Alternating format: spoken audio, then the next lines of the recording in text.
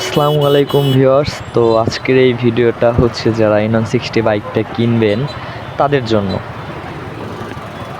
অনেক রিভিউয়ে অনেক ইউটিউবার বলে বাইকটা অনেক ভালো, আবার অনেক রিভিউয়ে অনেক ইউটিউবার বলে বাইকটা অনেক বাজে, এর অনেক সমস্যা রয়েছে।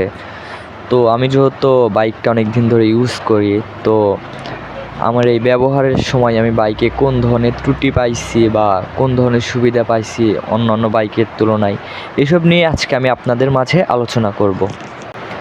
যেহেতু আমি এই ভিডিওটা অনেক শর্ট করে বানাইছি, তো সেক্ষেত্রে আমি সর্বপ্রথম এর ভালো দিকগুলো শর্ট করে বলি। তো এই বাইকটাতে আপনারা ভালো একটা মাইলেজ পাবেন, ব্রেকিং সিস্টেম অনেক ভালো, ডুয়েল চ্যানেল এবিএস, যদিও এটা সবাই জানেন। তারপর একটা স্পোর্টি লুক, সবাই চায় একটা ভালো লুকের বাইক। তো এই বাজেট অনুযায়ী মানে 2,73,000 টাকা অনুযায়ী হ্যাঁ, এই বাজেট ভালো আছে। তো এবার আমি এর খারাপ দিকগুলো আলোচনা করব। একদিক থেকে দেখতে গেলে যে খারাপ দিকগুলো খুব একটা বড় তা না, এর খারাপ দিকের ভিতরেও কিন্তু আবার অনেকগুলো ভালো দিক রয়েছে। তো যাই হোক, আমি খারাপ দিকগুলো একটু বলি। তো এর প্রথমত খারাপ দিক হচ্ছে এর ওয়েট। এর ওয়েটটা হচ্ছে 154 কেজি, যার কারণে আপনি যদি সিটি রাইডের সময় যদি আপনি জ্যামে পড়েন, তো সেক্ষেত্রে আপনার প্রচুর প্যারা নিতে হবে। জ্যামের ভিতরে বুঝতেছেন যে 154 কেজির একটা বাইক আস্তে আস্তে চালাতে হবে, কিংবা মাঝে মাঝে পা থামিয়ে রাখতে হবে, একটু প্যারা খাইবেন।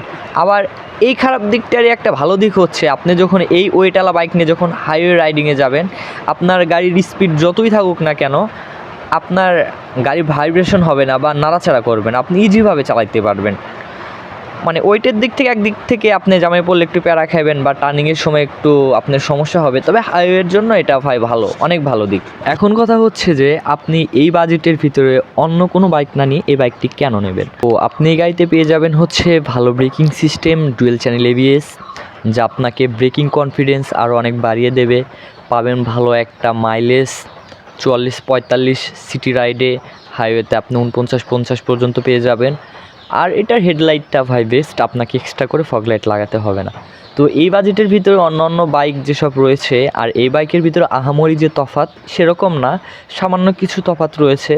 তো ব্রেকিং দিক, হেডলাইট, মাইলেজ, স্পোর্টি লুক, এসব দিক থেকে N160 তাদের থেকে একটু হলেও এগিয়ে থাকবে।